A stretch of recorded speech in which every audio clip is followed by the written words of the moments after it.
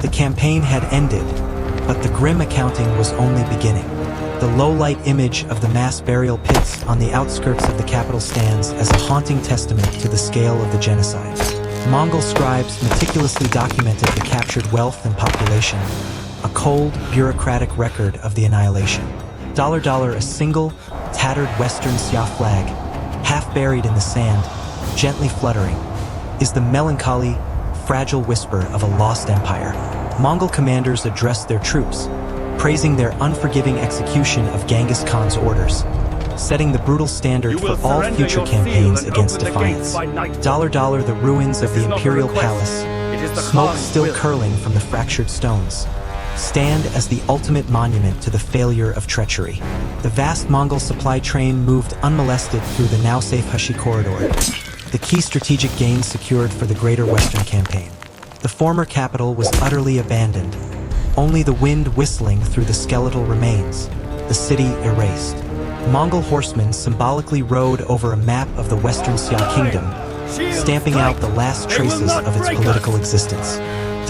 Genghis Khan, his silhouette visible against a lantern in his tent on the conquered ground, contemplated the secured future of his empire. The vital Hashi corridor, once a barrier, was now a safe highway for the Mongol Empire. A final, heartbreaking visual, a fragment of surviving Tangut calligraphy blowing across the desolate ground, a fragile memory of a lost civilization. The ultimate shot is of Genghis Khan, tired but resolute, leaving the conquered Hashi corridor for the final time. His enduring legacy, his empire's future, was secured by the annihilation of the Western Xia. The cost of loyalty, paid in unforgiving blood. But to understand the massacre, we must first understand the motive. The Mongol war on Western Xia was not an initial conquest. It was a punishment, a calculated reaction to profound treachery. The Western Xia, the proud Tangut kingdom, had chosen hubris. Rewind the tape. In a lavish, opulent throne room, Emperor Lianshu arrogantly ripped up the treaty document, the parchment fluttering to the floor, a careless, fatal gesture of defiance against the might of Genghis Khan. Backslash their confidence, symbolized by the formidable stone walls of their capital, was a fatal delusion of security dominating the Hashi plains. The Mongols at first accepted a false peace, trusting the Tangut to honor their promise to send troops for the Western campaign. Genghis Khan, weathered and formidable, pointed westward, his command set on Khwarezm. But the Tangut repeatedly and deliberately betrayed that trust, refusing troops and provisions, each refusal a tightening of the noose. The Hashi corridor, the vital choke point of the Silk Road, became the strategic heart of the crisis. When the news of the repeated treachery reached the Great Khan, the vast, intimidating ocean of the Mongol army, initially diverted west, turned back, diverted by betrayal towards the Western Xia. Backslash. A brutal clarity settled over the Mongol high command. This would not be a mere campaign. It would be an exemplary execution. The contrast was stark. The disciplined, dusty Mongol camps versus the arrogant, feasting Tangut court, believing the storm would never return. But the storm was already moving, an animated map showing the systematic encircling of Tangut cities along the Yellow River Basin, a military noose tightening with terrifying speed. The true stroke of genius, however, came from the Mongol engineers. They weren't just looking at the walls, they were looking at the river. Backslash. Extreme close-up on a Mongol hand meticulously sharpening a saber, the silent ritual of preparation for the brutality to come.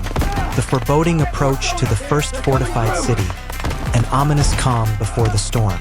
The initial bombardment began, massive trebuchets hurling flaming projectiles over the walls, fire and smoke blotting out the Hashi sky. Then came the scorched earth doctrine. Mongol horse archers systematically destroyed the crops outside, ensuring not just military defeat, but starvation.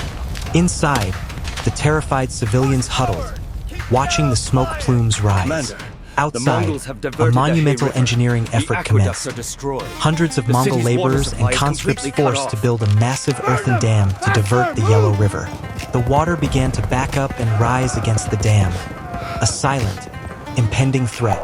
This was the moment of strategic innovation. the taming of fire and water. Flaming arrows were used not just for destruction but to ignite dry grass, creating a defensive tactical screen.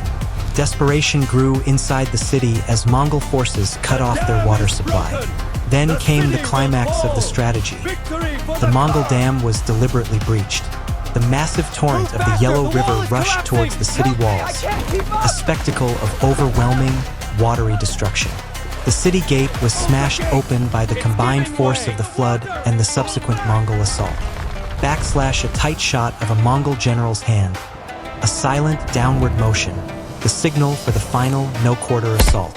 Mongol shock troops stormed the narrow, flooded streets, a brutal, visceral chaos of close-quarters combat. A major city burning behind the marching Mongol forces. A trail of systematic destruction marking their path deep into the hushy corridor. The vanguard rode relentlessly toward the capital, focused, grim, and unstoppable, arriving at the final gates bathed in the harsh, foreboding light of a pre-battle morning. The final confrontation was now inevitable. The ultimate confrontation was at the gates of the capital. Mongol generals meticulously laid out detailed maps, planning the final, devastating tactical assault, their faces illuminated by lantern light, focus on sheer, cold strategy. Outside, the last Western Xia field army formed a final, futile defensive line, their banners a desperate gesture of courage, hopelessly outnumbered. Genghis Khan, his face worn, observed their formation through a spyglass, his expression one of cold, unforgiving judgment. This was the endgame. The battle began with the classic Mongol feint. The first wave of Mongol light cavalry advanced, using their speed to harass and probe the Tangut flanks. The tactical blunder was instant. The Western Xia field commander, seeing a weakness, mistakenly ordered his heavy infantry to pursue the seemingly retreating light cavalry. This overhead shot reveals the fatal error. The cumbersome, heavily armored Tangut soldiers being lured out of their defensive formation and across the arid ground, vulnerability etched on their strained faces. The trap sprung. The light cavalry suddenly turned, unleashing a devastating, disciplined volley of composite bows into the exposed Tangut ranks. The deadly accuracy of the Parthian shot ripping into the heavy infantry. A Tangut soldier, an arrow protruding from his throat, falls to the dust, the hyper-realistic, violent consequence of the blunder. The heavy cavalry, the punishing core of the Mongol army, waited on the high ground, motionless, an ominous, silent presence. Then came the signal, a single, chilling horn blast echoing across the plains, preceding the massive charge. It was a terrifying, low-angle shot of a living tsunami of steel and leather, lances leveled, slamming into the center of the already reeling Western Xia infantry. The collision was a symphony of brutality, with splintering, metal grinding, men being overwhelmed. A Mongol lancer, using the sheer momentum of his horse, skewers and throws a foot soldier several feet into the air. A focus on the brutal physics of the charge. The cauldron effect was executed perfectly. The light cavalry closed the encirclement, trapping the surviving Tangut forces between the heavy charge and the deadly desert edge. There was no escape. The bloody saber of a Mongol veteran swung in a relentless, mechanical arc, cutting down a standard bearer. The formation utterly disintegrated. Individual soldiers ran in panic, pursued by pairs of horsemen, the swift, clinical rout and slaughter. Despair consumed the battlefield. A Tangut officer fell to his knees, his sword dropped, witnessing the total annihilation of his army. But Genghis Khan's command was for total erasure. Mongol cavalry ruthlessly trampled groups of survivors who had thrown down their weapons, the unforgiving nature of the punishment being carried out without mercy. The skill and efficiency were chilling. A Mongol rider effortlessly controlled his galloping steed while reloading his bow for another shot. A definitive image, a distinctive, ornate Tangut helmet, a symbol of Tangut identity, being crushed under the weight of a Mongol horse, the symbolic destruction of the kingdom's pride.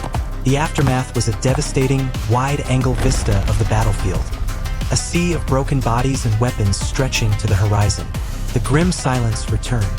The surviving Western Xia imperial family and high officials were gathered, their faces a mix of terror and defeat, the lighting of cold judgment upon them. The destruction became systematic. Mongol soldiers dismantled the walls of the capital brick by brick, a deliberate act to erase the city and its dynasty from history.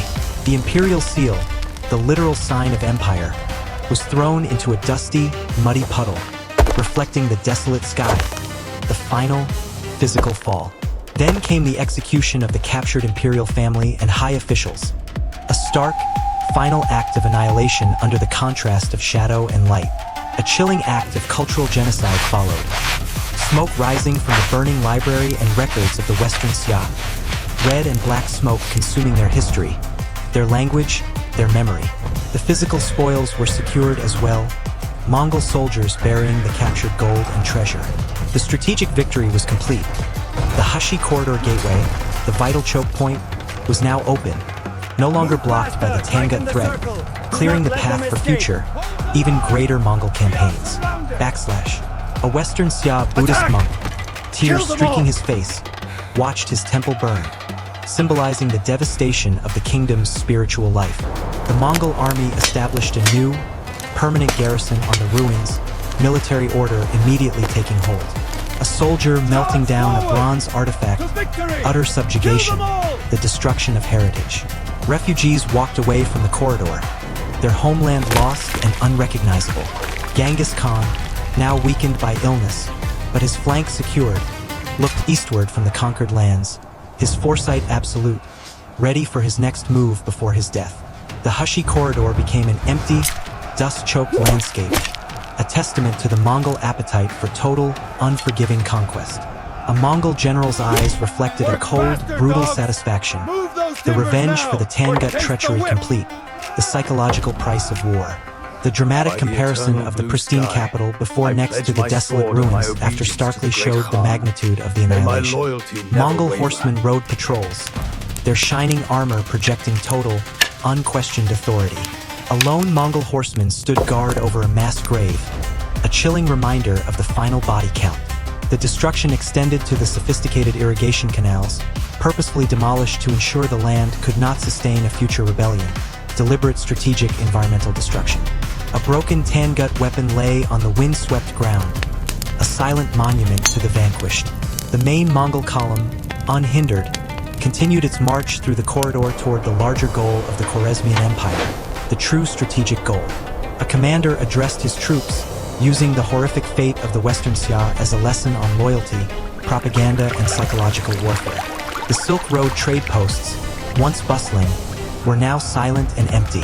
A black tug, standard, was firmly planted atop the highest remaining tower, the visual marker of total conquest. The cavalry rode through a violent sandstorm, a physical manifestation of the scourge of God. Genghis Khan received the final report of the annihilation, a cold confirmation of the eradication of the Tangut imperial line. The Hashi Corridor at sunset, long shadows over the ruins, the land itself a witness. A Mongol soldier feeding his horse from confiscated grain, the simple logistics of a conqueror. The weariness of a commander, relieved that this distraction was over. Fortifications were pulled down by ropes and Mongol horses, ensuring they could never be used again. The thoroughness of the destruction. Mongol shamans performed a ritual, consecrating the victory to the eternal blue sky, cultural and spiritual dominance.